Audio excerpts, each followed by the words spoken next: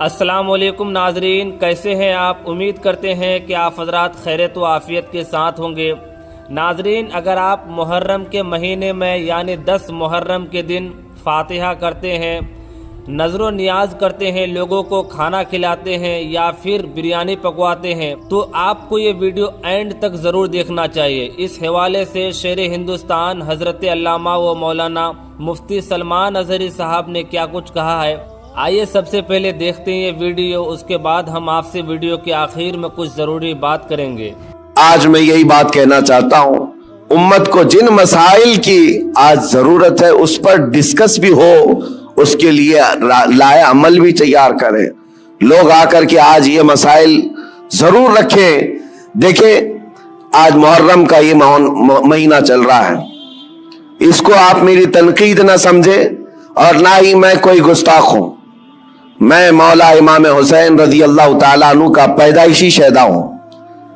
الحمدللہ ہمیں ہمارے گھروں سے یہ گٹھی میں پلائی ہوئی محبت ہے، لیکن محرم کے آتے ہی جتنا ایکٹیو ہمارے محلے ہوتے ہیں، سارے جگہ پر ایک جگہ 51 دیگ کھچڑا بنا ہے، دوسری جگہ کمپٹیشن میں 100 دیگ کھچڑے بنائے۔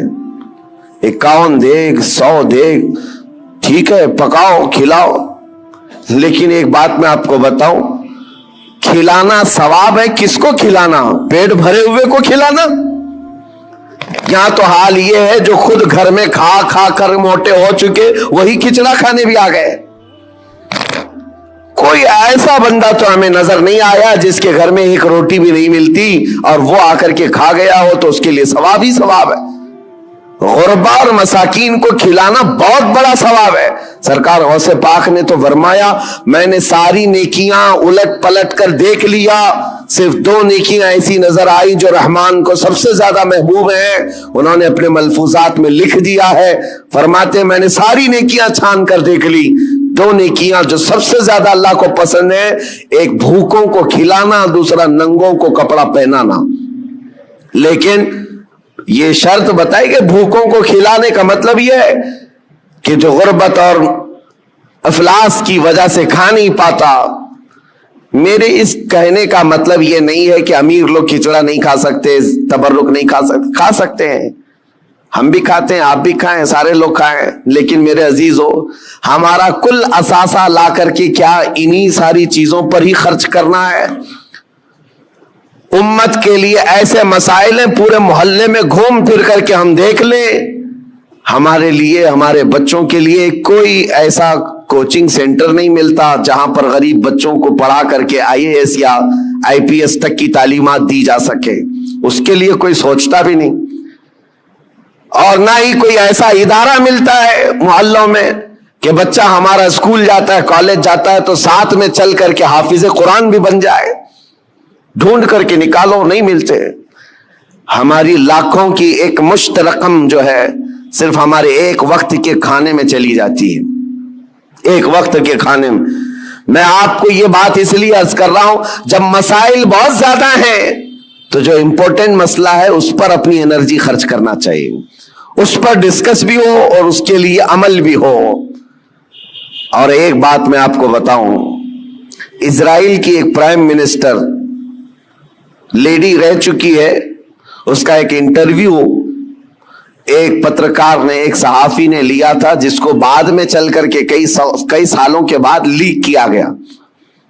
اس نے انٹرویو میں جو پوچھا تھا اس لیڈی سے جو پرائم منسٹر تھی اسرائیل کی، کہا کہ آپ کی بہت بڑی مخالفت ہو رہی ہے کہ آپ ایک ایسی پالیسی پر عمل کر رہی ہیں جس سے پورا ملک جو ہے آپ کے ساتھ نہیں کھڑا ہے، پارلیمنٹ کے جتنے ممبر ہیں وہ آپ کے لیے اتفاق نہیں رکھتے، کیا بات ہے؟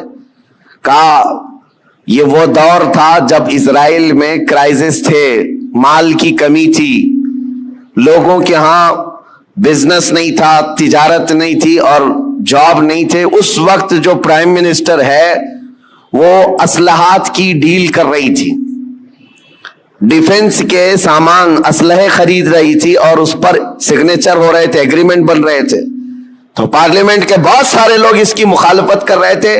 آج ضرورت کس بات کی ہے اور تم کیا کر رہی ہو؟ کھانا پانی ان کو نہیں مل رہا ہے، ان کو کھانے پانی کا انتظام کرواتے، نہ کہ تم جو ہے ڈیفنس کے ہتھیار خریدتی۔ اس خاتون نے کہا سب کی مخالف کیوں ضد پر کر رہی ہیں؟ سنو میرے عزیزو، وہ یہودن ہے، یہودی اسرائیل کی رہنے والی، اور پرائم منسٹر وہ کہتی ہے میں یہ کام جو کر رہی ہوں اس کام میں میں انسپائر ہوں، بہت زیادہ متاثر ہوں تو پروفیٹ محمد صلی اللہ علیہ وسلم سے، مسلمانوں کے رسول محمد صلی اللہ علیہ وسلم سے۔ کہا وہ کیسے؟ کہا کہ انہوں نے زندگی میں جو اسلامک سلطنت اسٹیبلش کر دی مدینہ طیبہ میں، حالات ان کے بھی اس وقت ایسے تھے کہ ایک کھجور پر ان کے صحابہ پورا دن گزار لیتے تھے، گٹلی چوس کر کے رہ جاتے تھے، ایک پیالہ دودھ کا مل جاتا تو 10 لوگ پی لیتے تھے۔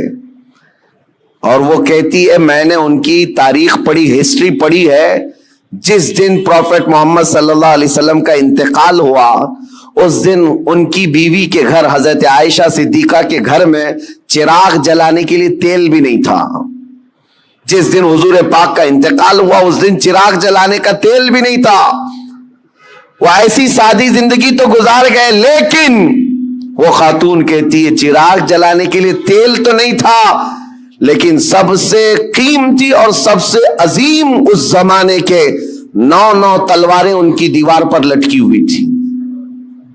گویا کہ اس محمد صلی اللہ علیہ وسلم نے یہ میسج دیا تھا کہ کھانا ایک وقت کا کھا کر نگل لوگے، دوسرے وقت پھر بھوک لگے گی، دوسرے وقت کا کھا لوگے، تیسری بھوک پھر لگے گی، لیکن تمہارے لیے امت کے ڈیفنس کے لیے جو چیز چاہیے تھی وہ محمد صلی اللہ علیہ وسلم نے وقت کی ضرورت کو محسوس کر کے پہلے سے میسج دیا تھا۔